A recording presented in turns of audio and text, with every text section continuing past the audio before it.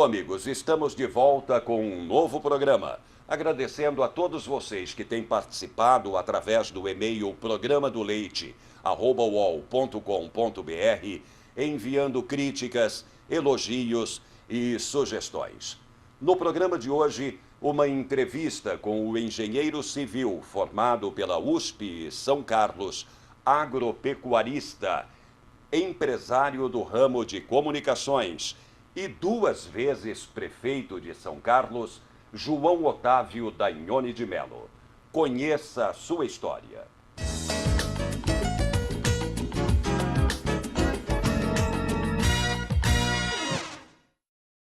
Mello, você nasceu em Uchoa, perto de São José do Rio Preto, é isso? É verdade. É uma pequena cidade ali na região de São José do Rio Preto. Embora a família da minha mãe fosse toda aqui de São Carlos. Daqui de São Carlos. Minha mãe era professora, foi dar aula lá em Uchoa, se casou e eu nasci em Uchoa, mas mudei aqui para São Carlos desde 1963. Desde o final de 63, vim para estudar no Instituto de Educação Dr. Álvaro Guião. Depois fiz cursinho e acabei me formando na Escola de Engenharia de São Carlos. A tua infância, então, parte dela em Uchoa e já uma pré-adolescência aqui em São Carlos, é isso? Verdade. Eu tive os meus primeiros anos de vida na cidade de Uchoa, que é uma cidade, como já disse, pequena, mas muito carinhosa, uma cidade onde a juventude, a infância é muito rica, porque, na verdade, são uma única família, os componentes da cidade. Então, quase todo mundo é parente, quase todo mundo convive. E depois vim para São Carlos, que é uma cidade também hospitaleira, é uma cidade importante do estado de São Paulo.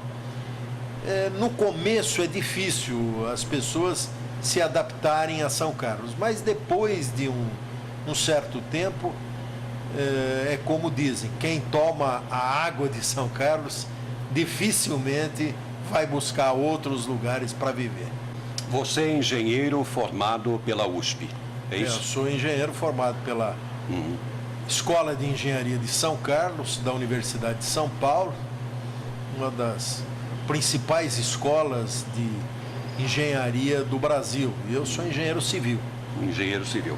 A política entrou na tua vida primeiro que comunicação? No período em que eu era estudante, paralelamente, eu também acabei trabalhando no rádio aqui em São Carlos e também fui professor da Escola Técnica Industrial Paulino Botelho de São Carlos, simultaneamente dei aula também na Unicep. Hoje, Unicep, naquela época, era a ACER, a Associação de Escolas Reunidas. Depois que eu me formei, eu fiquei um tempo, eu fui ser secretário de obras da administração municipal, logo que eu me formei, e na administração do também engenheiro Mário Maffei. Foi quando eu também comecei a ter os primeiros passos na atividade política. E como é que Embora foi? tivesse militado, porque o tempo que eu estava na universidade foi de 68 a 72, que foi um tempo em que a ditadura militar engrossou, Tumultuado, né? tumultuou o processo político brasileiro. Os estudantes estavam muito bem organizados, a gente tinha militância política estudantil, mas a militância partidária, a militância política do dia a dia mesmo, nós passamos a ter em função do cargo na prefeitura E depois nós continuamos inicialmente no PMDB e depois acabei tendo uma militância no Você era outros então partidos. de um partido de esquerda. Partido de esquerda. A A gente época vinha do movimento estudantil, né? E naquela época o mundo estava dividido. Ou você era adepto do capitalismo americano, ou você tinha identidade com o modelo soviético, que era o modelo que vigia no mundo, modelo de esquerda. Depois esses modelos acabaram ruindo, o próprio capitalismo americano teve um período agora, recentemente, de deterioração. O Muro de Berlim foi um marco que acabou com esquerda e direita. E hoje você tem aí ideias que podem ser tanto de direita quanto de esquerda, mas ideias que mais voltadas para um pragmatismo, que é o mais importante hoje na atividade política. Como é que você entrou para valer na política? Você já tinha o conhecimento? Eu entrei mais ou menos por uma coincidência. Eu havia feito um bom trabalho na Secretaria de Obras da Prefeitura e o meu nome ficou aí latente na política de São Carlos. Quando veio a eleição de 82, era um período em que nós tínhamos a sublegenda. Tá, é verdade. E o PMDB tinha consciência aqui em São Carlos que com os candidatos que o PMDB tinha, dificilmente conseguiria conquistar a eleição. Porque era um sindicalista, naquela época ainda havia uma rejeição muito grande aos sindicalistas, porque eles eram identificados como associados ao comunismo, que não era verdade. Vermelhos, né? Os vermelhinhos e tal. Encabeçava esse grupo o Antônio Cabeça Filho, que foi um grande líder sindical aqui de São Carlos. Ele foi até um dos que acabou orientando o Lula dentro do sindicalismo. Era um homem de atitudes firmes, foi vereador aqui em São Carlos durante vários mandatos e teve uma performance à frente do Sindicato dos Metalúrgicos de São Carlos que o credenciou como um dos líderes do movimento sindical em todo o Brasil, Antônio Cabeça Filho. Ele era um dos candidatos a prefeito. O outro era o presidente da Câmara Municipal de São Carlos, Jamir Leôncio Schiavone, que era um vereador de vários mandatos. Mas o PMDB precisava, para ser competitivo na eleição, de um candidato que tivesse mais ou menos o meu perfil. E por isso eles foram me procurar, na época, o PMDB, embora a liderança do PMDB quisesse que eu funcionasse como uma escada para o partido. Para alguém. O candidato preferencial do partido era o Antônio Cabeça Filho. E aí nós começamos a fazer a campanha, eu era o PMDB 3. Tá.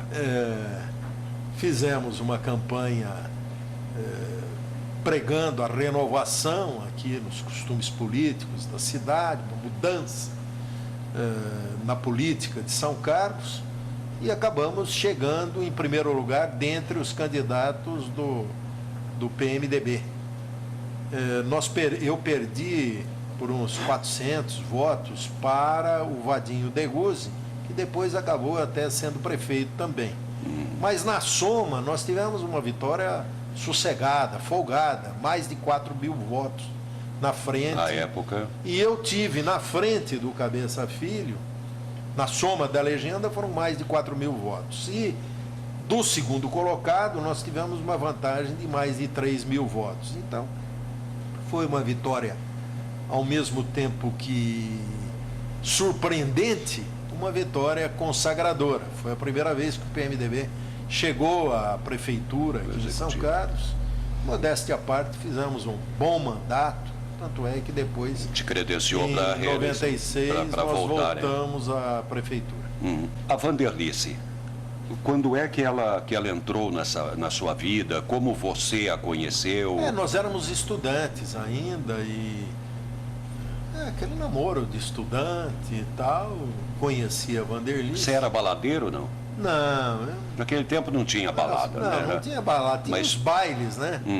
Aqui em São Carlos, tradicionalmente, os bailes eram na Abasc, que promovia bailes de final de semana, os bailinhos lá da Abasc, comandados pelo Bertinho Medeiros.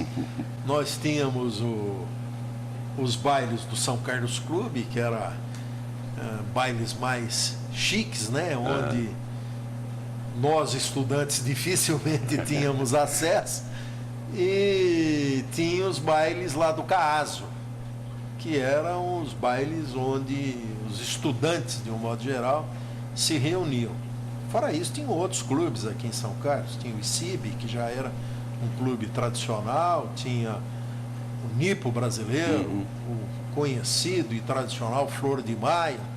Então, não era a balada de hoje, essa história da os tempos eram outros. Os tempos eram outros, completamente diferentes. E foi aí que você conheceu a Vanderlice? Namoraram muito tempo? Desde 70 até 76. 6 anos de namoro. E aí o casamento. Isso, em 76. Nesse meio tempo, a Vanderlice acabou sendo eleita prefeita lá de Palestina, né?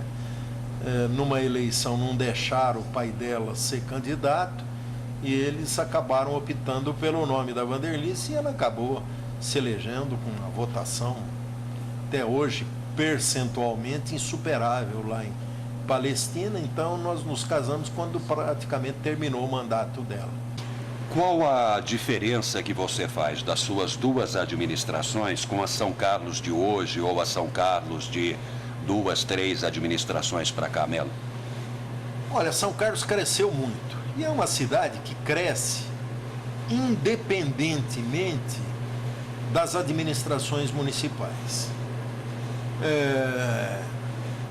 Houve um momento que foi fundamental na vida de São Carlos, e isso começou a acontecer no meu primeiro mandato, que foi um salto de qualidade que São Carlos deu.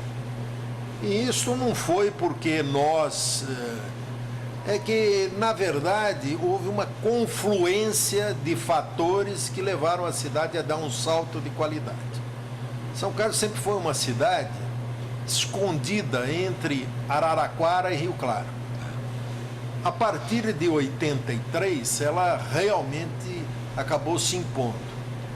Nós imaginávamos no governo de 82 a 88, foi um mandato de 6 anos, alguns acham que houve prorrogação, mas não houve. O mandato era já antes da eleição de 6 anos. Então, o que aconteceu? Araraquara sempre teve um destaque enorme na mídia brasileira, porque tinha a Ferroviária, que era um timaço de futebol, e que colocava Araraquara em grande destaque. Então, Araraquara ela tinha uma visibilidade muito grande no Brasil inteiro, em consequência do futebol e da estrada de ferro, e de outros fatores, evidente. Cutrale, enfim. E Rio Claro tinha, nessa fase, um basquete que a colocava a história da Skol, Caracu, que dava muita visibilidade para Rio Claro. São Carlos não tinha isso. São Carlos tinha, mas não se aproveitava desse. Por exemplo, a Clímax, que era uma grande fábrica de geladeira, muito pouca gente identificava a Clímax como uma empresa de São Carlos. A Faber-Castell era uma empresa enorme, mas com pouca identidade. E nós, nesse período, antes de 82, não tínhamos assim um marketing que colocasse a cidade numa posição de destaque. Foi quando nós inventamos, nós chegamos à conclusão de que não adiantava, por exemplo, sei lá, nos grandes jornais, porque eles achavam que as matérias de São Carlos eram matéria chapa branca. Foi no momento em que nós identificamos o seguinte: São Carlos pode ser um grande polo de alta tecnologia. E a partir daí, então, da criação do polo de alta tecnologia, que nós passamos a abrir espaço na grande imprensa. Uhum. E com isso, São Carlos foi ganhando espaço. Aqui tínhamos duas das mais importantes universidades brasileiras, que era a USP, com o campus de São Carlos, onde havia uma gama enorme de trabalhos na área científica, na química fina, na física, na engenharia de materiais, enfim, eram institutos com grande visibilidade nacional, mas sem visibilidade da grande imprensa. Tá. E a Universidade Federal de São Carlos, que também já havia se consolidado como um grande centro irradiador de ciência, de cultura e principalmente de tecnologia. O desenvolvimento brasileiro, o Leite, passa necessariamente pela sua emancipação tecnológica. Não há país nenhum no mundo que tenha encontrado o seu caminho do progresso e do desenvolvimento sem que ele tenha investido maciçamente na educação para transformar a educação numa educação de qualidade e sem que ele conseguisse a sua emancipação tecnológica. As grandes nações têm uma educação de altíssima qualidade e têm a sua emancipação a cada dia tecnológica verificada. Então, nós identificamos, e o governo do estado ajudou muito na época com Franco Montoro, que identificou 4 ou 5 polos tecnológicos no estado de São Paulo. Um deles em São José dos Campos, voltado para a indústria aeronáutica. Embraer. Em Campinas, voltado para a informática, a ciência da computação. Em Piracicaba, voltado para o agronegócio, a agricultura e o agronegócio. Uhum. E São Carlos, voltado para a ciência e a tecnologia. Então, foi quando começou o polo tecnológico e aí, então, São Carlos deu um salto de qualidade. Melo, politicamente, o futuro a Deus pertence. E você nunca pode dizer que se aposentou, que se afastou da política. Tem uma atuação, nós estamos acompanhando muito de perto essas manifestações populares. E quando você está fora, você não tem um cargo público, quando você não está aí no fogo cruzado, como dizem os políticos, você pode analisar muito melhor a questão política, mais clareza. E o que nós estamos vendo é nesse momento que o povo falou: opa, acabou a brincadeira, vamos colocar o trem de novo nos trilhos, porque senão o povo vai para as ruas. Até aqui,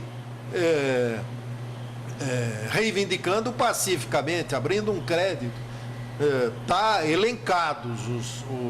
Estão elencados os principais problemas brasileiros hoje. Eu disse no começo dessa entrevista que eu vim para São Carlos para estudar. Eu nunca estudei numa escola particular. Desde o pré-primário, lá em Uchoa, até a universidade aqui, eu sempre estudei em escola pública. Por quê? Porque a escola pública era o caminho mais curto para a universidade pública. Verdade. Os meus filhos, se estudarem na escola particular, não chegam, na escola pública, aliás, não chegam à universidade pública. Hoje não chega. Hoje não chega.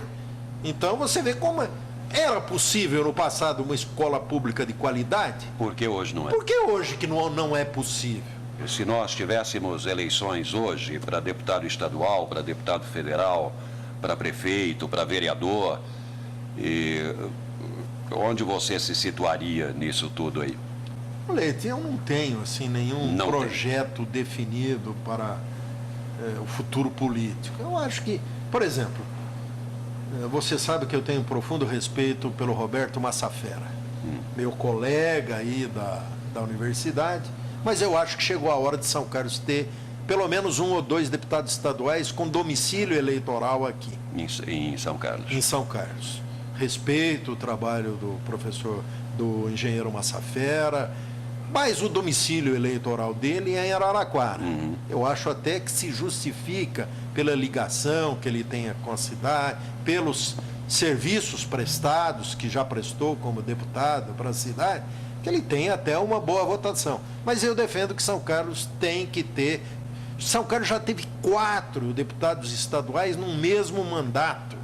Deveria ter pelo menos 2, né? Pelo menos 2, um da situação e o outro da oposição. São Carlos precisa ter 1 ou 2, pelo menos 2 deputados federais. Hoje nós temos só o professor Lima Neto como deputado federal. O Lobe, que foi um deputado federal de 2 mandatos e mais outros tantos de estadual, está fora, não conseguiu se eleger. Eu acho que a cidade precisaria se concentrar a sua votação em candidatos de São Carlos. Então, nós não precisamos apenas que tenhamos candidatos locais, precisamos que tenhamos candidatos locais com expressão, com o aval da oposição e da situação, para que eles sejam eleitos. Não adianta aí ficar apontando 10 candidatos, a situação com 5 e a oposição com 5, pulveriza os votos e não elege ninguém, e todos acabam fazendo um papel de palhaço. Melo, quero agradecer a você por ter vindo ao meu programa, foi muito bom conversar com você. Você sabe o carinho, o respeito que nós temos por você e principalmente o povo de São Carlos. Muito obrigado, Melo. Obrigado, Leite. Eu quero agradecer uma vez mais. O Leite é um dos principais homens, eu não diria nem de rádio e nem de televisão, mas é um dos principais homens de mídia hoje, nessa região central do estado. Portanto, eu tenho uma responsabilidade muito grande. Sua palavra tem peso na formação e na informação das populações aonde você chega. E ao concluir, eu quero parabenizá-lo, a você e a toda a sua equipe, por terem concebido esse programa. E a minha esperança e o meu desejo é de que vocês sejam muito felizes nessa nova empreitada. Um abraço a todos. Obrigado.